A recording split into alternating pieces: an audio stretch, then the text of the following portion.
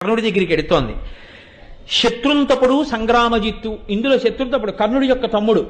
ఆయన నా అన్నగారి మీద కడతావా అని అర్జునుడి మీదకి యుద్ధానికి వచ్చాడు. ఒక బల్లెం తీసి ఒక్క పోటు పొడిచి ఆయన్ని బాణం వేసి ఒకడిని చంపేశాడు. చంపేసి కర్ణుడికి ముందు రథాన్ని పెట్టాడు. పెట్టి కర్ణుడితో అంటున్నాడు, సభల పలుకుదీవు సరిలేరు నాకని ఇది రణంబు వచ్చే ఎల్లవారి కరుగవచ్చు దీన బెరచోట రజ్జైనా ఇట్లు పూరగింపునగుని ఇచట. నువ్వు సభలన్నిటిలో చెప్తుంటావు అర్జునుడెత్తవాడు, నేను అలా చేస్తా ఇలా చేస్తా అర్జునుడిని పడగొడతానని చెప్తావు. అక్కడ మాట్లాడుతుంటావు, ఇక్కడ మాట్లాడడానికి కుదరదు. చేతలలో చూపించు. నువ్వో నేనో ఎవరు మన ఇద్దరిలో శౌర్యం కలిగిన వాడో తేలిపోయే రోజు వచ్చింది.